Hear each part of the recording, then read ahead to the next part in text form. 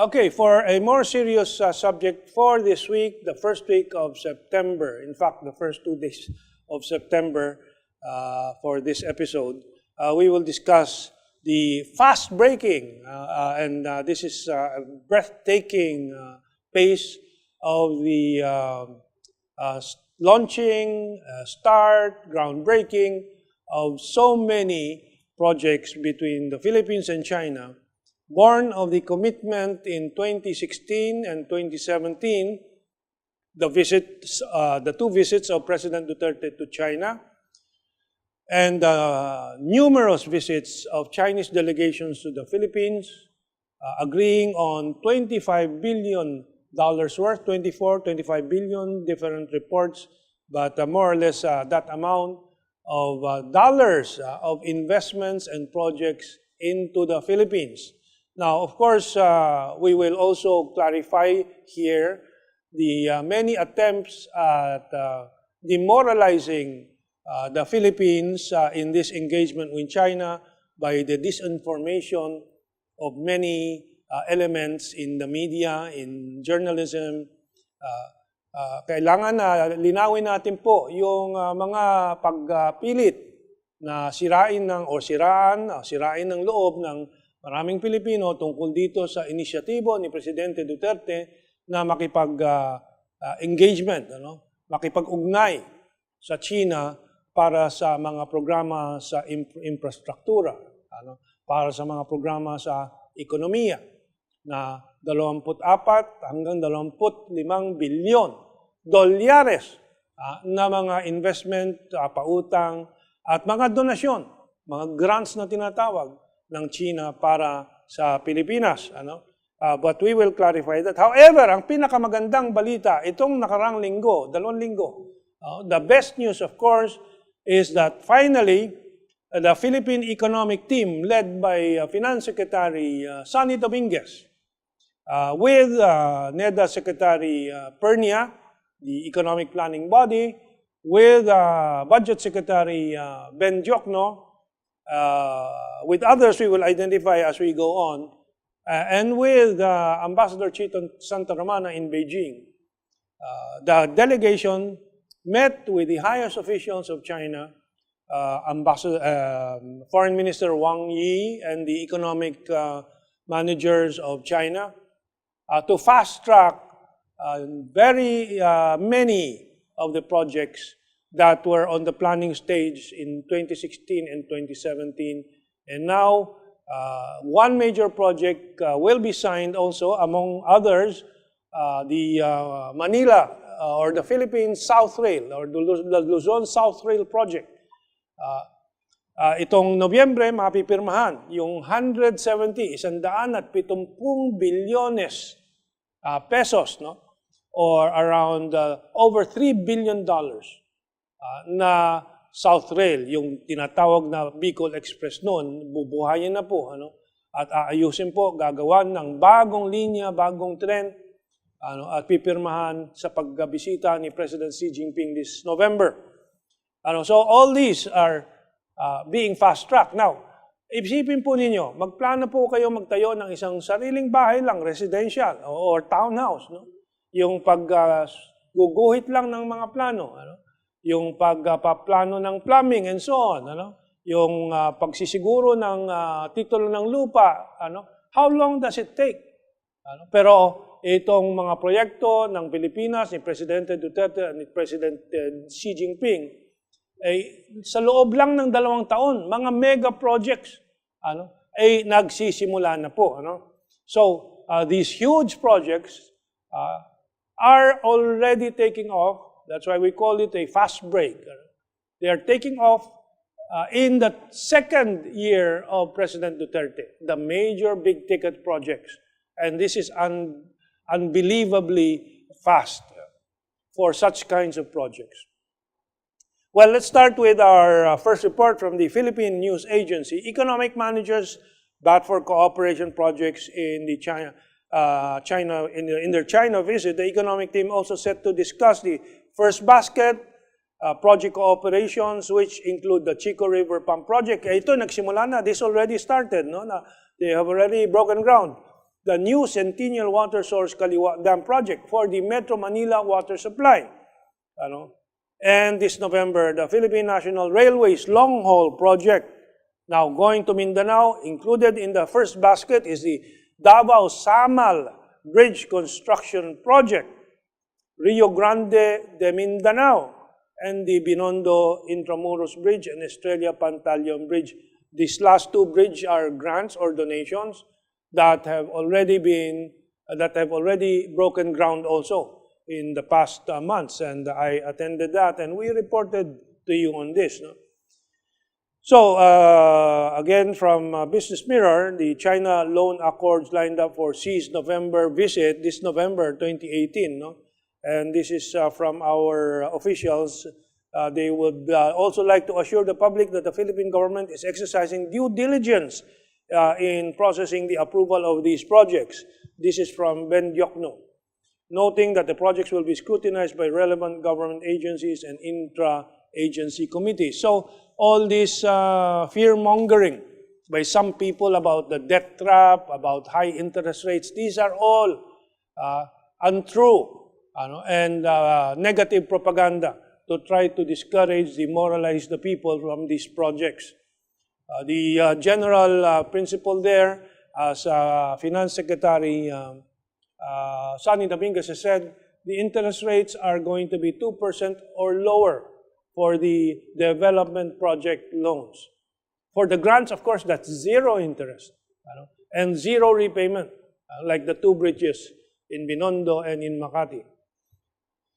And so we continue. Malacañang has said in April, this past April, that the Chinese president will be visiting the country this November after the Asia-Pacific Economic Cooperation Summit in Papua New Guinea, which is scheduled for the coming months.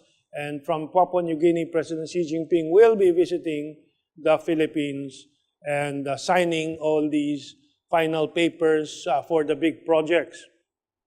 The loan agreements for the following projects I have mentioned, but we are just so quoting from these various newspaper reports, are the new Centennial water source and the PNR long haul. And again, this was not mentioned earlier, Safe Philippines Project Phase 1 and the Subic-Clark Railway Project, which is 57.1 billion. Let's look for the others. Okay. For the June 2019, middle of next year, the loan agreements to be signed, which are now being prepared, include the construction of 5 bridges across the Pasig-Marikina River. Ito po ay, this is a response. Ito po ay sagot doon sa mga problema sa traffic dyan sa Pasig-Marikina, at yung Manggahan Floodway para makatulong sa pagpigil ng baha. That is 13.6 billion from China again din. Then itong Ambal-Sumuay River and Rio Grande de Mindanao River Flood Control Projects, 39.1 billion pesos po. So between now and then ang kalagitnaan, the middle of 2019, there are more projects coming in. What else? Diokno also noted that China is interested in financing the establishment of a park in the Clark Freeport and interested in co-financing with the World Bank the rehabilitation of a power plant in Mindanao, operating at 40% capacity today, to expand it. So, just to highlight yung train, Philippine-China to sign funding for PNR South project during Xi Jinping's November visit, according to the Department of Trade. And you can look at the internet for the details of this project sa website ng Department of Trade. Take a look at it. So, if you seriously want to know. Philippine-China to sign funding for PNR South project during Xi Jinping's visit. Okay, this is a reiteration of those reports. Well, just to review itong mga balikan lang natin. Let's go back to this some of the groundbreaking. Just recall the 2 China-funded bridges broke ground in Manila last June, if I am not mistaken. This is the PNR project details, which you can visit at the DOTR, Department of Transport website. The next image is of the review of the projects that have broken ground. Let me see. Philippines, China to fund PNR South project. Can you please flash that so we can continue with the other reports here? Ito, groundbreaking na. Ito yung groundbreaking. This is the groundbreaking for the two bridge donations or grants. And we were there, and we have reported in past episodes. Then, of course, the Chico River Pump Project irrigation was had broken ground. The next image, last June 7. So, groundbreaking of Chico River Pump irrigation project. So, these have happened already, and more are to come. Now, if we go back to the past months, kung balikan po natin itong mga nakaraang mga buwan, marami pong mga artikulong lumalabas na sinasabi, walang delivery ang China, walang delivery si Presidente Duterte. But these were all lies. Kung nakita po nyo yan, baka yung iba sa inyo napaniwala, well, these negative reports are deliberate attempts to sabotage President Duterte and President Xi Jinping's cooperative projects. They will all go on and it is being fast-breaked. Binibilisan po lahat yan. For example, itong artikulo from Jason Kotsukis and Cecilia Yap last July 26 na sinasabi, China hasn't delivered on its $24 billion Philippines promise. Sinasabi nila walang delivery. But we have just shown you, tuloy-tuloy po ang delivery. Sabi nitong report, of the 27 deals signed in 2016, not much work has begun. 2016 to 2017, and now it's 2018, they're all on stream already. Like a train that has started leaving the station. Now that is only 2016, na halal si Presidente Duterte noong Mayo, na inaugurate yung June, mag-a-adjust pa yan at settle in the next few months. You can actually say that the work of governance started 2017 January, 2018 January, at today, September, wala pang 2 taon. At nagsisimula na lahat ito. And more to come. Tulad nitong artikulo naman, at itong si Richard Heydarian. 4 na taon, 5 taon na nagsusulat at ini-interview na puro batikos sa mga proyekto ni Presidente Duterte at Presidente Xi Jinping. This Richard Heydarian is a popular China and Duterte basher that is featured by many Western magazines.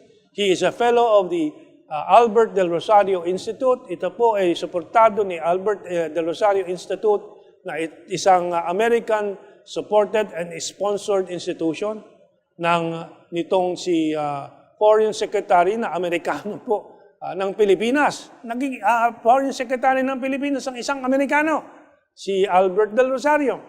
Ito po ang artikulo, isa lang sa maraming artikulong paninira na ginawa ni Richard Heydarian.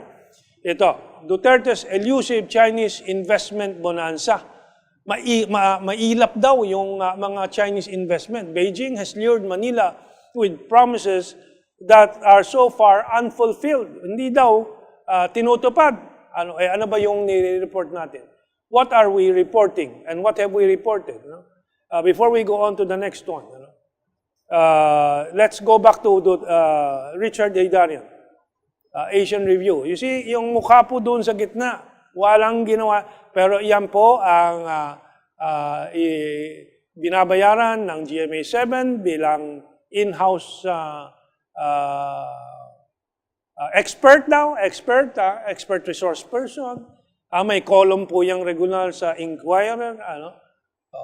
Nilalabas yan sa The Diplomat ng Western media, ng Huffington Post, Japanese papers, lahat ng gustong masira ang relasyon ng Pilipinas at China. So we are reporting this to you so you know whom to be aware of when they are trying to destroy the Philippines' economic program and cooperation with China.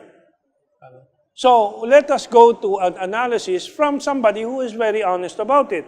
And this is a Filipino sociologist candidate in the Johns Hopkins University, si Alvin Camba. He is also a very proficient economist, as you can see from his reports. No? And this is just a recent article by Alvin Camba, August 21, August 21, just a week and a half ago. Claims about China's missing $24 billion investment border on yellow journalism. You know what yellow journalism is?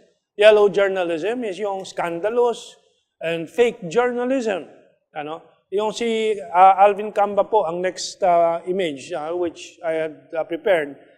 He is there, a very young fellow, and who is now in Maryland, USA.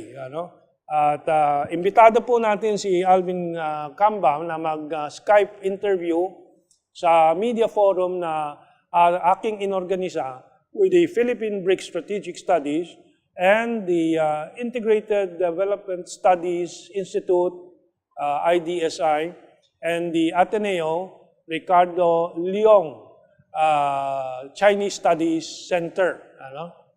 Sino pa ba? And of course, the Ateneo University, itong media forum on September 6.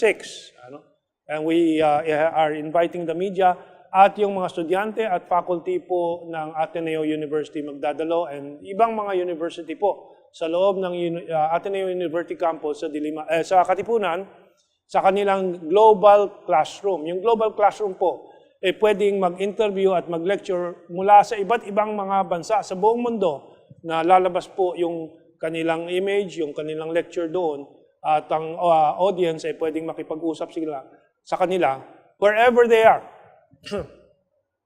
So, anong mga tuklas ni Alvin Camba nung kanyang pinag-aralan ito? First, a careful assessment of the projects included in the initial investment agreement demonstrates that these claims about China not fulfilling their commitments are untrue, sabi nila.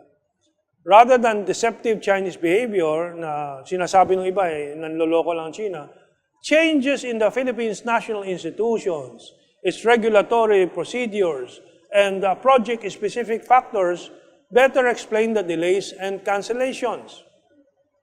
These host state factors affect Chinese and non-Chinese projects alike. Later, we will show you in India, Japan, and so on. Ang dami nilang pangako na projects. Dumaan na ng ilang taon. Hindi pa rin nangyayari. Kaya mabagal. Mas mabagal pa. Ngunit, hindi natin marinig na mabatikos po. Nilahidarian at iba pa. Okay, tuloy tayo with that article of Alvin Camba. Another cause for delay is that the Philippines regulation requires detailed feasibility studies, which is of course natural, of planned projects, which can cost millions and take an enormous amount of time. Yung mga planning feasibility study. Findings from these feasibility studies, which can uncover geographic unviability, technical incapacity, and immense cost overruns, explain many instances of modification, delay, or cancellation of Chinese projects. Itong mga feasibility studies, kung minsan makakadiskubre sila na yung lupa na dadaanan ng proyekto, hindi pala po pwede. So may mga technical problems na hindi masolba. At kung may mga aspeto na sobrang mahal na nagkakaproblema sa pagpapatuloy ng proyekto. So natural yan na may mga delays kung may nakaharap na ganyan. Alvin Camba had another article. Ang title ay What Happened to the Billions China Pledged the Philippines? Not what you think. What do most people think? Wala nangyari. Kasi nga, pinapropaganda na uudlot daw itong mga proyekto. Sabi ni Alvin Camba, investment cancellation and delays occur mostly due to the factors in the host state. Doon sa loob ng Pilipinas o yung nag-host nitong mga project. For example, a hydropower project by Power China, Quizhou, and the Philippines Green Energy Development Corporation encountered trouble acquiring funds from shareholders because of the uncertainty regarding the recently signed Bangsa-Moro Basic Law. that allows a high level of autonomy, including some aspects of Sharia law to the Muslim areas of the southern Mindanao, Philippines. So, yun, may proyekto doon, China at Pilipinas, doon sa Muslim area sa Mindanao. Yung BBL pumasok, may mga Sharia law na, yung batas ng mga Muslim, na nagkakaproblema. Ano? So, siyempre, magkakaroon ng mga delay. Yung mga totoong mga problema. Ano? Ang susunod po, the media reportage of stalled Chinese projects ignore the FDI, Foreign Development, Foreign Direct Investment, and Aid Memorandum of Understanding, which are often likely to be canceled, modified, or delayed after initial signing process. And this is not unique to China. The Duterte administration signed a $6 billion Memorandum of Understanding for Foreign Direct Investment from Japan. Tandaan po ninyo, $6 billion and a $1.2 billion with India and a $650 million MOU with Saudi Arabia and Qatar. Ano nangyari? Data from the Philippine Central Bank, BSP, shows a huge discrepancy between the committed and actual amount. Signed in January 2018, the MOU with India has resulted in just $600,000 so far from the 1.2 billion na sinasabi ng India. Ano? The MOUs with Saudi Arabia and Qatar, which was for 650 million, only 175 million by April 2017. And yung sa Japan, ang October 17 commitment has translated to only $48.3 million from the, how many billions yung Japan?